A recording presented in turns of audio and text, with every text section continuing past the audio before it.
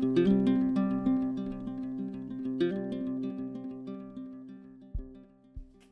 guys, welcome back to another little session of Rachel's watercolor workshop. And today I just wanted to do a quick video explaining some of the terms that I use so often in my videos. One of my Patreon students was asking me, what do you mean by wet and wet? And what do you mean by cream consistency paint? And I can see how that could be confusing because I've never really completely explained those terms that I use all the time. So I just wanted to use this video as an opportunity to explain some of that to you guys, especially those of you who might be brand new to watercolor. So without further ado, let's jump right in. I want to demonstrate for you guys real quick what I am talking about when I say I'm using milk consistency paint or cream consistency paint or tea consistency paint. So I will do that with one of my favorite paints, Windsor Green Gold, and let's do tea consistency first. So here's my brush and it's almost dripping, so I have a lot of water in it, okay? So here's my Windsor Green Gold. I'm just gonna scrub around in there. And I would say that right there is about tea consistency. And when you put it on a piece of paper, I'm gonna add a little bit more water to my brush and just make sure it's really light. When you put it on the paper, it's really light, like that.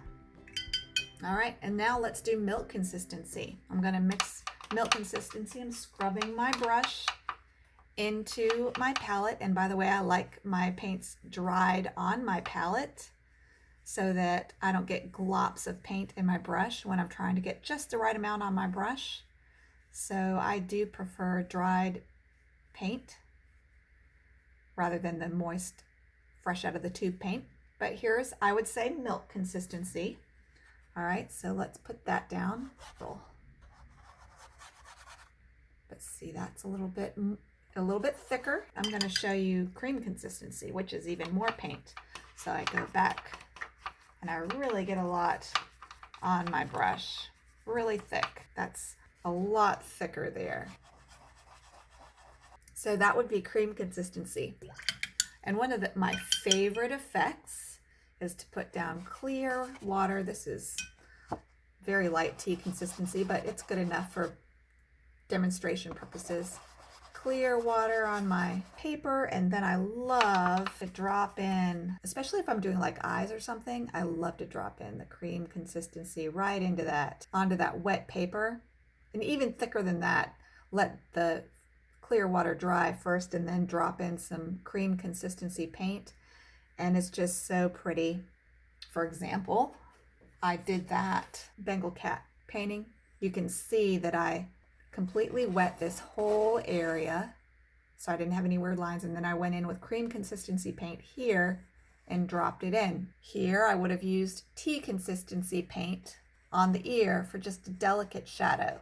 So this would be, the lighter brown right here would be milk consistency for the stripes onto wet paper. So that's called wet in wet technique, when you drop paint in a wet brush onto wet paper. That would be a wet in wet technique.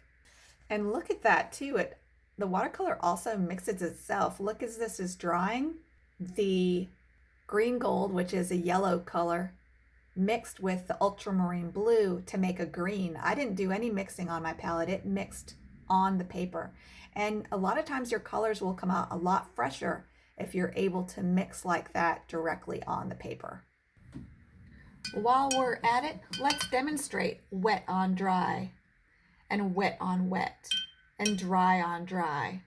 So wet on dry, dry on dry, dry on wet, these are all referring to how much water you have on your paper and how much water you have in your brush. So dry on dry is painting with completely dry paper with a fairly dry brush. So I'm gonna wring this water out of my brush. So now I don't have much water at all. And I'm gonna pick up some paint, get some of my paint that I already have here on my palette, and just brush. And you see how that really creates a texture too. Now let's do wet on dry. I'm going to add a lot more water to my paint, and still it has a hard line, hard edge, but it merges together within itself, at least where the wet paint is, a little bit better. Now we'll do one of the techniques that I use so much, which is wet on wet. So first you get your paper moist, and I'll put a little pigment in it so you can see where it's wet. So you put down your clear water or your tea consistency paint water on the paper, and it's glistening but not puddling. Puddling is very rarely something you want to do because then it creates hard edges along the periphery of wherever you put the wet water. And in that case, you want to dab up some water. But then you either get milk consistency or cream consistency paint on your brush, and you drop it in. And depending on how much your paper has dried, you can paint pretty good, nice, soft details.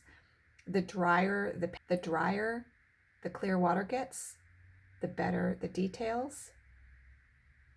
See, I'm painting a pretty nice detailed line, and it's spreading out, but it's still kind of holding its shape.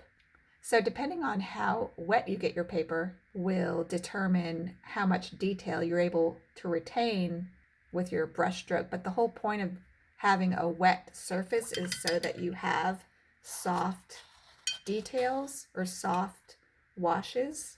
I did this in this painting of this dog, and see how beautifully soft his eyes came out. That's because I painted even those tiny little details on paper that was damp. It wasn't glistening wet, it was damp. I painted onto that damp paper with milk consistency paint, and it made these beautiful, soulful, soft, alive eyes. The softer you can get your edges in details like this, the more magical your painting is going to look. And let me try to recreate this dog's eye. Okay, I'm feeling my paper. You can even do a little test. That's looking pretty good.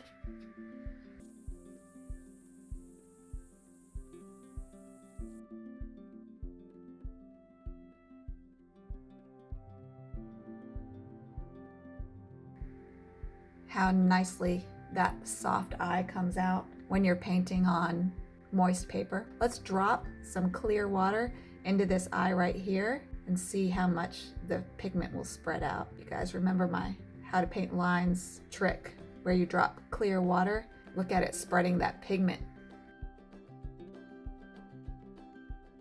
Do you guys see how as this dries, it's created its own effect? And I just love that. That's the magic of watercolor. The water I dropped was right here, and then rivulets came out in this direction. It just looks so cool. I love that effect. Don't forget to subscribe to my channel, and if you would like to learn from me more in depth, especially if you like to paint animals, because I have a lot of animals coming up, then be sure to join my Patreon. Right now it's only $5 a month. Also, I have Rachel Parker's watercolor workshop on Facebook that is open to everybody, where you can come share your paintings and ask any questions you would like of the group and get a lot of good information that way too. All right, thanks so much for watching, you guys. Bye.